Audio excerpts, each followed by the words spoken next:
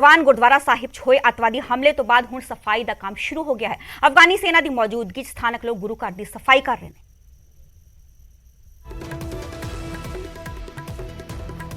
ਤੁਹਾਨੂੰ ਦੱਸ ਦਈਏ ਕਿ ਪਿਛਲੇ ਦਿਨੀ ਹੀ ਕਾਬੁਲ ਦੇ ਗੁਰਦੁਆਰਾ ਘਰ 'ਚ जो है अतवादी हमला होया सी। उस अतवादी हमले एक सिख सने 2 जणियां दी मौत हो गई सी। हमले तो बाद सफाई का काम शुरू कर दिता गया है। काबुल च कल गुरु घर जो अतवादी हमला होया सी, अफगानी सेना की मौजूदगी जो सफाई का प्रोग्राम किया जा रहा है। गुरुद्वारा साहिब सफाई की जा रही है। सिखां दी स्थानक सिखां दी मदद नाल जो है सफाई की जा रही है गुरु घर च।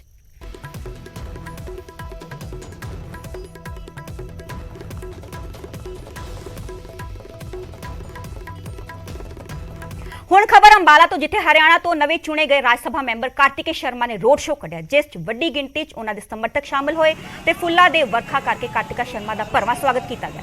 इस मौके उन्हां दे पिता अते साबका केंद्र मंत्री विनोद शर्मा भी शामिल होए। रोड शो कढ़न तो पहला कार्तिके शर्मा ने मॉडल टाउन च अपने घर पूजा की। रोड शो विचाले वो गुरुद्वारा मंजी साहिब भी नतमस्तक होए। दस दिए कि कार्तिके शर्मा आजाद उम्मीदवार वजों चोण मैदान च उतरे सी अते बीजेपी के समर्थन के नाल उन्हां ने जित दर्ज की। एक चलन रहा है हरियाणा में और पंजाब में, जहाँ पे युवाओं को इस बात का एहसास होता है कि वो बाहर जाना चाहते हैं कम उम्र से और काम करना चाहते हैं। लेकिन मैं ये कहना चाहता हूँ कि हमारे यहाँ पर भी अच्छी अपॉर्चुनिटीज़ हो सकती हैं और प्रोग्राम बन सकते हैं। और मेरा एक फोकस एरिया वोकेशनल ट्रेनिंग को लेकर और इसको लेकर इसी एरिया पे काम करेगा कि हम कैसे यहाँ पर अपॉर्चुनिटीज़ क्रिएट कर सकते हैं बच्चों के लिए। और ये सिर्फ सरकारी नौकरियों की बात नहीं कर रहा हूँ मैं। देखिए, मैं एक व्यवसाय चलाता था, प्राइवेट बिजनेस से आता हूँ, तो मेरी सोच ये नहीं है कि सिर्फ सरकार के प्रति ही या सरकार से ही काम लिया जा सकता है या सिर्फ सरकार ही नौकरियाँ जनरेट कर सकती है। जो ऑर्गेनाइज सेक्टर है वो एक तरफ, अनऑर्गेनाइज सेक्टर और इनफॉर्मल सेक्टर जिसे कहते हैं, वो कॉरपोरेट सेक्टर से भी बड़ा एम्प्लॉयर है, गवर्नमेंट सेक्टर से भी बड़ा एम्प्लॉयर है। तो हमारे को कहीं ना कहीं अपनी ताकत को समझने की ज़रूरत है, अपनी दिक्कतों को समझने की ज़रूरत है और उसके अनुरूप हमें सल्यूशन देने की ज़रूरत है। और मैं इस पे काम कर रहा हूँ ऑलरेडी। पिछले 5 से 7 साल से मैं भारत सरकार के साथ और ऑल एंटिटीज़ के साथ काम कर रहा हूँ। तो जो भी मेरा अनुभव है, जो भी मेरा एक्सपीरियंस है, उसको यूज़ करते हुए मैं अम्बाला के लिए और हरियाणा के दूसरे क्षेत्रों के लिए इसका इस्तेमाल करूँगा। और उम्मीद रखता हूँ कि हम लोगों को अच्छा एम्प्लॉयमेंट दिला पाएंगे और नए तरीके के आयाम पैदा। ਹੁਣ तक ਤੁਸੀਂ सब्जी कपड़े ਜਾਂ ਹੋਰ ਰੋਜ਼ਾਨਾ ਜ਼ਰੂਰਤ ਦੇ ਸਾਮਾਨ ਦੇ ਹੌਕੇ ਸੁਣੇ ਹੋਣਗੇ, ਪਰ ਕੀ ਕਦੇ ਤੁਸੀਂ ਸ਼ਰਾਬ ਦਾ ਹੌਕਾ ਸੁਣਿਆ? ਜੇ ਨਹੀਂ ਤਾਂ ਦੇਖੋ ਇਹ ਖਾਸ ਰਿਪੋਰਟ।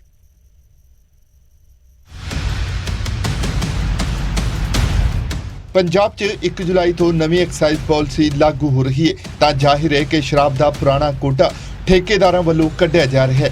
हालांकि हुण तक ठेके टुटदे सी, शराब सस्ती हुंदी सी अते लोग ठेकिਆਂ ਤੋਂ सस्ती शराब लैण ਜਾਂਦੇ ਸੀ। पर हुण समां ते ਜ਼ਮਾਨਾ ਦੋਵੇਂ बदल गए ने। ठेकेदारां ने शराब वेचण दा नवां राह ਲੱਭ लिया। सस्ती शराब की अनाउंसमेंट करवाई जा रही है।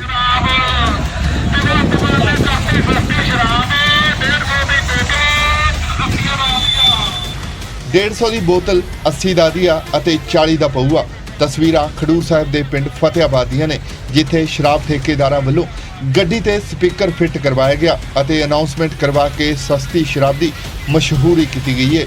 ਉਧਰ ਇਹ ਤਸਵੀਰਾਂ ਸੋਸ਼ਲ ਮੀਡੀਆ ਤੇ ਤੇਜ਼ੀ ਨਾਲ ਵਾਇਰਲ ਹੋ ਗਈਆਂ ਨੇ।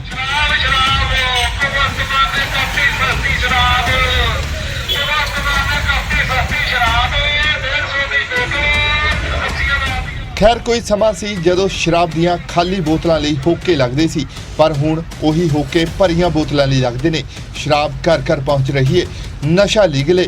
वो गल वखरी है कि शराब नाल घर उजड़दे ने, रिश्ते टुटदे ने, जाना जांदियां ने, पर फिलहाल लई लीगल नशे की अनाउंसमेंट नूं भी लीगल ही मन्निया जावे।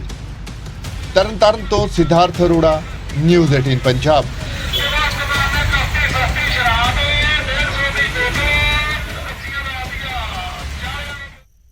ਕਹਿੰਦੇ ਨੇ ਮਾਂ ਰੱਬ ਦਾ ਰੂਪ ਹੈ, ਪਰ ਇੱਕ ਪੁੱਤ ਅਜਿਹਾ ਹੈ ਜਿਸ ਦਾ ਕਹਿਣਾ ਹੈ ਕਿ ਉਸ ਦੀ ਮਾਂ ਰੱਬ ਨਹੀਂ ਸ਼ੈਤਾਨ ਹੈ। ਇਸ ਲਈ ਉਹਨੇ ਗੁੱਸੇ 'ਚ ਆ ਕੇ ਮਾਂ ਦਾ ਕਤਲ ਕਰ ਦਿੱਤਾ। ਮੁਲਜ਼ਮ ਪੁੱਤ ਨੇ ਹੋਰ ਵੀ ਬਹੁਤ ਕੁਝ ਰੌਂਗਟੇ ਖੜੇ ਕਰਨ ਵਾਲਾ ਬਿਆਨ ਕੀਤਾ। ਮਾਮਲਾ ਸੁਲਤਾਨਪੁਰ ਲੋਧੀ ਦੇ ਜਵਾਲਾ ਨਗਰ ਦਾ ਹੈ। ਪੁੱਤ ਨੇ ਕੀਤਾ ਮਾਂ ਦਾ ਕਤਲ, ਸਿਰਫ 20 ਰੁਪਏ ਨਾ ਦੇਣ ਤੇ ਕਤਲ। ਇੰਗਲੈਂਡ ਤੋਂ ਡਿਪੋਰਟ ਹੋ ਕੇ ਆਇਆ ਸੀ ਮੁਲਜ਼ਮ ਨੌਜਵਾਨ, ਨਸ਼ੇ ਦਾ ਆਦੀ ਹੋਣ ਦਾ ਇਲਜ਼ਾਮ। ਮਾਂ ਰੱਬ ਦਾ ਰੂਪ ਹੁੰਦੀ ਹੈ, ਕਈ ਸਦੀਆਂ ਤੋਂ ਸੁਣਿਆ ਜਾ ਰਿਹਾ ਹੈ। ਪਰ ਰੱਬ ਦਾ ਰੂਪ ਤਾਂ ਹੈ ਜੇਕਰ ਬੱਚੇ ਦੀ ਸਹੀ ਪਰਵਰਿਸ਼ ਕਰੇ, ਉਸ ਨੂੰ ਚੰਗੀ ਸਿੱਖਿਆ ਤੇ ਚੰਗਾ ਗਿਆਨ ਦੇਵੇ। ਪਰ ਜੇਕਰ ਮਾਂ ਬੱਚੇ ਨੂੰ ਹੀ ਭੁੱਖਾ ਮਾਰੇ, ਫਿਰ ਉਹ ਰੱਬ ਦਾ ਰੂਪ ਨਹੀਂ ਬਲਕਿ ਸ਼ੈਤਾਨ ਦਾ ਰੂਪ ਹੈ। ਇਹ ਕਹਿਣਾ ਹੈ ਪੁਲਿਸ ਦੀ ਗਿਰਫਤ ਦੇ ਵਿੱਚ ਖੜੇ ਮੁਲਜ਼ਮ ਪੁੱਤ ਦਲਬੀਰ ਸਿੰਘ ਦਾ, ਜਿਨ੍ਹਾਂ ਆਪਣੀ ਮਾਂ ਦਾ ਕਤਲ ਸਿਰਫ 20 ਰੁਪਏ ਦੇ ਲਈ ਕਰ ਦਿੱਤਾ ਤੇ ਉਸ ਦਾ ਵਿਸਤਾਰ ਦੇ ਨਾਲ ਕਾਰਨ ਵੀ ਕੈਮਰੇ ਦੇ ਸਾਹਮਣੇ ਬਿਆਨ ਕੀਤਾ ਤੇ ਕਿਹਾ ਕਿ ਇੰਗਲੈਂਡ ਤੋਂ ਆਉਣ ਤੋਂ ਬਾਅਦ ਮੈਨੂੰ ਜਿਉਣ ਦੇ ਲਈ ਜ਼ਰੂਰੀ ਚੀਜ਼ਾਂ ਵੀ ਮੇਰੀ ਮਾਂ ਨਹੀਂ ਸੀ ਦਿੰਦੀ, ਜਿਸ ਤੋਂ ਗੁੱਸੇ ਦੇ ਵਿੱਚ ਆ ਕੇ ਮੈਂ ਇਹ ਕਤਲ ਕੀਤਾ। 20 ਰੁਪਏ ਮਾਂ ਨੇ ਦਿੱਤੇ ਨੇ ਤੇ ਫਿਰ ਉਸੇ ਦਾ ਨਾਲ ਕੋਈ ਹੱਥ ਪਾਈ ਹੋਈ, ਉਸੇ ਨਾਲ ਹੱਥ ਪਾਈ ਹੋ ਕਿਸੇ ਪਤਾ ਨਹੀਂ ਲੱਗਾ। ਅੱਛਾ, ਤੇ ਫਿਰ ਗੁੱਸੇ 'ਚ ਕੀ ਮਾਰਿਆ ਮਾਂ ਦੇ? ਸਾਡੇ ਨਾਲ ਮਾਰਿਆ ਕੋਈ ਡੰਡਾ। ਡੰਡਾ ਮਾਰਤਾ? ਕਿੱਥੇ ਮਾਰਿਆ ਸੀ? ਉਹ ਮੁੰਡਾ ਰਿਪੋਰਟ ਕਹਿੰਦਾ ਮੈਂ ਦੇ ਕੇ ਜਾਣਾ, ਤੁਹਾਨੂੰ ਮਿਲਣ ਤੋਂ ਰਿਹਾ ਬਣਾਇਆ। ਤੇ ਫਿਰ ਕਿੰਨੇ ਦਿਨ ਮਾਂ ਮਰੀ ਰਹੀ?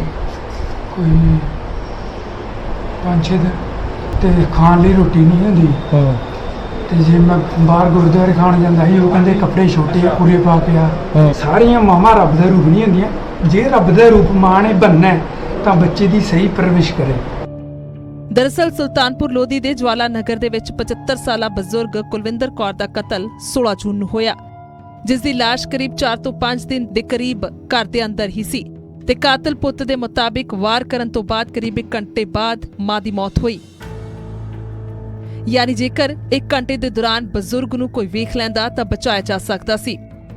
ਕਿਰਾਏਦਾਰਾਂ ਦੇ ਵੱਲੋਂ ਬਦਬੂ ਆਉਣ ਤੇ ਪੁਲਿਸ ਨੂੰ ਸੱਦਿਆ ਗਿਆ ਤਾਂ ਬਜ਼ੁਰਗ ਦੇ ਵੱਡੇ ਪੁੱਤਰ ਨੇ ਦੱਸਿਆ ਕਿ ਉਸ ਦਾ ਛੋਟਾ ਭਰਾ ਅਕਸਰ ਲੜਾਈ ਝਗੜਾ ਕਰਦਾ ਹੈ ਤੇ ਨਸ਼ੇ ਦਾ ਆਦੀ ਵੀ ਹੈ, ਇਸੇ ਲਈ ਉਹ ਵੱਖ ਰਹਿੰਦੇ ਸਨ ਤੇ ਅੱਜ ਉਸਨੇ ਮਾਂ ਦਾ ਕਤਲ ਕਰ ਦਿੱਤਾ। ਮੇਰਾ ਬਰਸ਼ ਵੀ ਸਾਰਾ ਇੱਥੇ ਹੀ ਪਿਆ ਬਾਰੇ ਤੇ ਮੈਨੂੰ ਨਾ ਇੱਧਰੋਂ ਪੌੜੀ ਵੱਲੋਂ ਜ਼ਿਆਦਾ ਸਮੈਲ ਆਵੇ ਤੇ ਮੈਂ ਆਪਣੇ ਹਸਬੰਡ ਨੂੰ ਮੈਂ ਹੀ ਕਿਹਾ, ਮੈਂ ਕਿਹਾ ਥੋੜਾ ਤਾਂ ਨੂੰ ਹੋਈਏ। ਅਸੀਂ ਜਿੱਦਾਂ ਤਾਂ ਚ ਗਏ, ਬੂਹਾ ਖੁੱਲਾ ਪਿਆ ਸੀਗਾ ਏਦਾਂ ਹੀ ਤੇ ਏਦਾਂ ਬਲੱਡ ਆਉਣ ਡਿਆ ਸੀ। ਅਸੀਂ ਸਰ ਏਦਾਂ ਹੀ ਵਾਪਸ ਬਾਹਰ ਆ ਗਏ। ਅਸੀਂ ਇੱਥੋਂ ਸਿੱਧਾ ਸੁਲਤਾਨਪੁਰ ਲੋਧੀ ਅਸੀਂ ਕੰਪਲੇਂਟ ਨੂੰ ਲੈ ਕੇ ਤੇ ਉਹਨਾਂ ਨੂੰ ਅਸੀਂ ਥਾਣੇ ਵਾਲਿਆਂ ਨੂੰ ਨਾਲ ਲੈ ਕੇ ਆਏ। ਦਰਅਸਲ ਮੁਲਜ਼ਮ ਦਲਬੀਰ ਸਿੰਘ ਕਰੀਬ 4 ਸਾਲ ਪਹਿਲਾਂ ਇੰਗਲੈਂਡ ਤੋਂ ਡਿਪੋਰਟ ਹੋ ਕੇ ਆਇਆ ਸੀ ਤੇ ਘਰ ਦੇ ਵਿੱਚ ਮਾਂ ਦੇ ਨਾਲ ਇਕੱਲਾ ਰਹਿੰਦਾ ਸੀ ਤੇ ਅਕਸਰ ਨਾ ਸਿਰਫ ਮਾਂ ਦੇ ਨਾਲ ਬਲਕਿ ਰਿਸ਼ਤੇਦਾਰਾਂ ਤੇ ਹੋਰਨਾਂ ਦੇ ਨਾਲ ਲੜਦਾ ਸੀ। ਇਹ ਵੀ ਦੱਸ ਦਈਏ ਕਿ ਕੁਝ ਦਿਨ ਪਹਿਲਾਂ ਕਿਸੇ ਨਾਲ ਲੜਾਈ ਹੋਈ ਤਾਂ ਮਾਂ ਨੇ ਦਲਬੀਰ ਤੇ ਪਰਚਾ ਹੋਣ ਨੂੰ ਲੈ ਕੇ ਮਿੰਨਤਾਂ ਤਰਲੇ ਕਰਕੇ ਬਚਾਇਆ ਸੀ। ਇਹ ਮੇਰੇ ਭਰਾ ਨੂੰ ਜੋ ਕੀਤਾ ਗਿਆ ਜੀ, ਛੋਟੇ ਨੂੰ ਉਹਨੇ ਇੰਗਲੈਂਡ 'ਚ ਇਹ 12-15 ਸਾਲ ਰਿਹਾ ਜੀ। ਉੱਥੇ ਮੇਮ ਨਾਲ ਵਿਆਹ ਕਰਾਇਆ, 2 ਬੱਚੇ ਆ, ਕੁੜੀ ਮੁੰਡਾ ਇਹਦਾ। ਪੁਲਿਸ ਨੇ ਮੌਕੇ ਤੇ ਪਹੁੰਚ ਕੇ ਕਾਰਵਾਈ ਸ਼ੁਰੂ ਕੀਤੀ ਹੈ ਤੇ ਬਾਅਦ ਹੁਣ ਮੁਲਜ਼ਮ ਦੇ ਜੁਰਮ ਮੰਨਣ ਤੇ ਗ੍ਰਿਫਤਾਰ ਕਰਕੇ ਕਾਰਵਾਈ ਸ਼ੁਰੂ ਕਰ ਦਿੱਤੀ ਹੈ। ਹਾਂਜੀ, ਜੋ ਤੁਹਾਨੂੰ ਦੱਸਿਆ ਪਹਿਲਾਂ ਹੀ ਦੱਸਿਆ ਕਿ ਇਹਨੇ 50 ਰੁਪਏ ਮੰਗੇ ਸੀਗੇ ਤੇ ਜਿਹੜਾ ਕਿ ਉਹਦੀ ਮਦਦ ਨਹੀਂ ਪੈਸੇ ਤੇ ਉਸ ਖਾਤਰ ਇਹਨੇ ਜਿਹੜਾ ਆ ਉਹਨਾਂ ਦਾ ਕਤਲ ਕਰ ਦਿੱਤਾ। ਤਰਾਸਦੀ ਪੁੱਤ ਨੇ ਮਾਂ ਦਾ ਕਤਲ ਕੀਤਾ, ਪਰ ਪੁੱਤ ਦਾ ਅਜੇ ਵੀ ਕਹਿਣਾ ਹੈ ਕਿ ਇਕੱਲਾ ਬੱਚਾ ਜੰਮਣ ਦੇ ਨਾਲ ਮਾਂ ਨਹੀਂ ਬਣਦੀ। ਬੱਚੇ ਦੀ ਪਰਵਰਿਸ਼ ਤੇ ਚੰਗਾ ਭਵਿੱਖ ਦੇਣ ਦੇ ਨਾਲ ਮਾਂ ਦਾ ਅਸਲ ਅਰਥ ਪੂਰਾ ਹੁੰਦਾ ਹੈ। ਪਰ ਉੱਥੇ ਹੀ ਪੁੱਤ ਤੇ ਨਸ਼ੇ 'ਚ ਅਕਸਰ ਮਾਂ ਦੇ ਨਾਲ ਕੁੱਟਮਾਰ ਤੇ ਹੁਣ ਮਹਿਜ਼ 20 ਰੁਪਏ ਦੇ ਲਈ ਕਤਲ ਕਰਨ ਤੇ ਚਿੰਤਾ ਦੀ ਲੋੜ ਹੈ। ਕਪੂਰਥਲਾ ਤੋਂ ਜਗਜੀਤ ਤੰਜੂ, ਨਿਊਜ਼ 18 ਪੰਜਾਬ। ਐਤਵਾਰ ਐਕਸੀਡੈਂਟ ਦਾ ਦਿਨ ਰਿਹਾ। ਪੰਜਾਬ 'ਚ ਕਈ ਥਾਵਾਂ ਤੇ ਐਕਸੀਡੈਂਟ ਹੋਏ, ਜਿਸ 'ਚ ਇੱਕ ਬੱਚੇ ਦੀ ਜਾਨ ਚਲੀ ਗਈ, ਜਦਕਿ ਕਈ ਜ਼ਿੰਦਗੀ ਅਤੇ ਮੌਤ ਵਿਚਾਲੇ ਜੂਝ ਰਹੇ ਨੇ।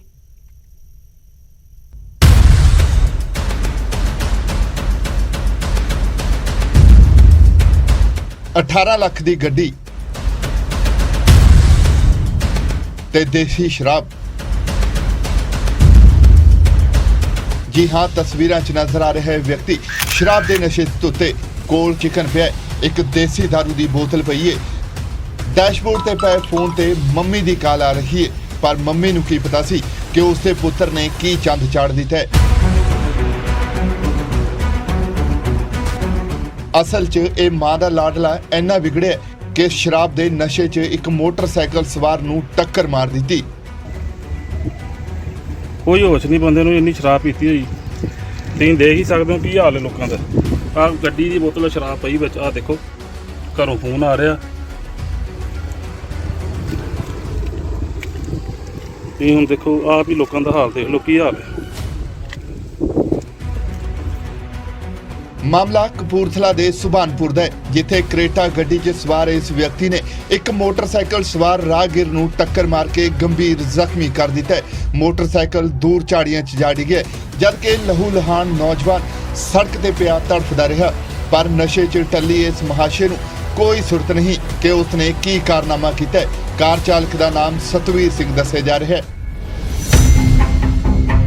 ਉਧਰ ਜਲੰਧਰ ਦੇ ਫਿਲੌਰ 'ਚ ਵੀ ਐਤਵਾਰ ਦਾ ਸੂਰਜ ਇੱਕ ਪਰਿਵਾਰ ਲਈ ਹਨੇਰਾ ਬਣ ਕੇ ਚੜ੍ਹਿਆ, ਜਿੱਥੇ ਇੱਕ ਟਰੱਕ ਚਾਲਕ ਦੀ ਲਾਪਰਵਾਹੀ ਕਾਰਨ ਇੱਕ 6 ਸਾਲਾ ਬੱਚੇ ਦੀ ਜਾਨ ਚਲੀ ਗਈ। ਮੌਕੇ ਤੇ ਮੌਜੂਦ ਪੁਲਿਸ ਅਧਿਕਾਰੀਆਂ ਮੁਤਾਬਕ ਡਰਾਈਵਰ ਨੇ ਟਰੱਕ ਬਿਨਾਂ ਆਲੇ ਦੁਆਲੇ ਦੇਖੇ ਹਾਈਵੇ ਤੇ ਚੜਾ ਦਿੱਤਾ, ਜਿਸ ਕਾਰਨ ਪਿੱਛੋਂ ਆਉਂਦੀ ਬਲੈਰੋ ਗੱਡੀ ਦੀ ਟਰੱਕ ਨਾਲ ਟੱਕਰ ਹੋ ਗਈ। ਆਪਣੇ ਜੀਟੀ ਰੋਡ ਤੇ ਚੜ੍ਹਨ ਲੱਗਾ ਕ੍ਰੋਸਿੰਗ ਤੋਂ, ਤੇ ਗੱਡੀ ਜਿਹੜੀ ਜਲੰਧਰ ਸਾਈਡ ਤੋਂ ਬਲੈਰੋ ਆ ਰਹੀ ਸੀ, ਤੇ ਇਹਨੇ ਅਣਦੇਖਿਆ ਹੀ ਸੱਜੇ ਖੱਬੇ ਬਿਨਾਂ ਹੀ ਦੇਖਿਆ ਤੇ ਜੀਟੀ ਰੋਡ ਤੇ ਗੱਡੀ ਕੈਂਟਰ ਚਾੜਤਾ, ਜਿਸ ਕਰਕੇ ਜਿਹੜੀ ਤੇਜ਼ ਰਫ਼ਤਾਰ ਦੀ ਪਿੱਛੋਂ ਗੱਡੀ ਆ ਰਹੀ ਸੀ ਬਲੈਰੋ ਤੇ ਹਾਈਵੇ ਦੇ ਨੈਸ਼ਨਲ ਤੇ ਉਹ ਵਿੱਚ ਟਕਰਾ ਗਈ, ਜਿਸ ਕਾਰਨ ਐਕਸੀਡੈਂਟ ਹੋਇਆ ਤੇ ਕਾਫੀ ਨੁਕਸਾਨ ਹੋਇਆ। ਇਹਦੇ ਵਿੱਚ 3 ਸੀਗੇ ਪੈਸੇਂਜਰ ਤੇ ਆਪਣੇ 3 ਸੀਗੇ ਵਿਅਕਤੀ, ਜਦੋਂ 2 ਬੱਚੇ ਸੀਗੇ ਤੇ ਇੱਕ ਆਪ ਮਨਜੀਤ ਸਿੰਘ ਚਲਾ ਰਿਹਾ ਸੀ, ਇੱਕ ਛੋਟਾ ਬੱਚਾ ਸੀ ਏਕਮ, ਉਹਦੀ ਡੈਥ ਹੋ ਗਈ ਆ। ਜੋ ਬਣਦੀ ਕਾਰਵਾਈ ਆ ਕੀਤੀ ਜਾ ਰਹੀ ਆ। ਬੇਸ਼ੱਕ ਐਤਵਾਰ ਛੁੱਟੀ ਅਤੇ ਮौज ਮਸਤੀ ਦਾ ਦਿਨ ਹੈ, ਪਰ ਇਹ ਮौज ਮਸਤੀ ਜਦੋਂ ਕਿਸੇ ਦੀ ਜਾਨ ਲੈ ਜਾਵੇ ਤਾਂ ਇਹ ਚਿੰਤਾ ਦਾ ਵਿਸ਼ਾ ਵੀ ਹੈ ਅਤੇ ਇਸ ਤੇ ਖੁਦ ਨੂੰ ਕਾਬੂ ਪਾਉਣ ਦੀ ਵੀ ਲੋੜ ਹੈ। ਹਾਲਾਂਕਿ ਦੋਵਾਂ ਹੀ ਘਟਨਾਵਾਂ 'ਚ ਪੀੜਤਾਂ ਦੀ ਗਲਤੀ ਕਿਧਰੇ ਵੀ ਨਹੀਂ, ਪਰ ਫਿਰ ਵੀ ਖਾਮਿਆਜ਼ਾ ਉਹਨਾਂ ਨੂੰ ਹੀ ਭੁਗਤਣਾ ਪਿਆ। ਕਪੂਰਥਲਾ ਤੋਂ ਜਗਜੀਤ ਧੰਜੂ ਅਤੇ ਜਲੰਧਰ ਤੋਂ ਸੁਰਿੰਦਰ ਕੰਬੋਜ, ਨਿਊਜ਼ 18 ਪੰਜਾਬ। ਜਿੱਥੇ ਦੇਸ਼ ਭਰ 'ਚ ਨੌਜਵਾਨ ਸੜਕਾਂ ਤੇ ਉਤਰ ਕੇ ਅਗਨੀਪਥ ਸਕੀਮ ਦਾ ਵਿਰੋਧ ਕਰ ਰਹੇ ਨੇ, ਹਿੰਸਕ ਹੋ ਰਹੇ ਨੇ, ਉੱਥੇ ਫਰੀਦਕੋਟ 'ਚ ਨੌਜਵਾਨ ਆਪਣੀ ਟ੍ਰੇਨਿੰਗ 'ਚ ਮਸਰੂਫ ਨੇ। ਹਾਲਾਂਕਿ ਇਹ ਵੀ ਸਕੀਮ ਵਾਪਸ ਲੈਣ ਦੀ ਮੰਗ ਕਰ ਰਹੇ ਨੇ। ਇਹ ਤਸਵੀਰ ਹੈ ਫਰੀਦਕੋਟ ਦੀ, ਜਿੱਥੇ ਨੌਜਵਾਨ ਫੌਜ 'ਚ ਭਰਤੀ ਲਈ ਟ੍ਰੇਨਿੰਗ ਕਰ ਰਹੇ ਨੇ। ਇੱਕ ਪਾਸੇ ਜਿੱਥੇ ਨੌਜਵਾਨ ਅਗਨੀਪਥ ਸਕੀਮ ਦਾ ਸੜਕਾਂ ਤੇ ਉਤਰ ਕੇ ਵਿਰੋਧ ਕਰ ਰਹੇ ਨੇ, ਹਿੰਸਕ ਹੋ ਰਹੇ ਨੇ, ਭੰਨਤੋੜ ਕਰ ਰਹੇ ਨੇ, ਸਰਕਾਰੀ ਸੰਪत्ति ਦਾ ਨੁਕਸਾਨ ਕਰ ਰਹੇ ਨੇ, ਉੱਥੇ ਇਹ ਨੌਜਵਾਨ ਆਪਣੀ ਟ੍ਰੇਨਿੰਗ 'ਚ ਮਸ਼ਰੂਫ ਨੇ, ਫੌਜ ਦੇ ਵਿੱਚ ਰੈਗੂਲਰ ਭਰਤੀ ਦੀ ਉਮੀਦ ਜਤਾ ਰਹੇ ਨੇ।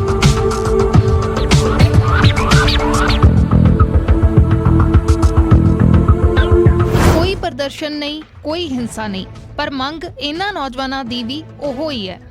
ਇਹਨਾਂ ਦਾ ਕਹਿਣਾ ਹੈ ਕਿ ਸਰਕਾਰ ਦੇ ਫੈਸਲੇ ਨਾਲ ਇਹਨਾਂ ਦੇ ਮਨੋਬਲ ਨੂੰ ਠੇਸ ਪਹੁੰਚੀ ਹੈ। ਘਰ ਵਾਲੇ ਵੀ ਨਿਰਾਸ਼ ਹੋਏ ਨੇ। ਨੌਜਵਾਨ ਮੰਗ ਕਰ ਰਹੇ ਨੇ ਕਿ ਅਗਨੀਪਥ ਸਕੀਮ ਵਾਪਸ ਲਈ ਜਾਵੇ।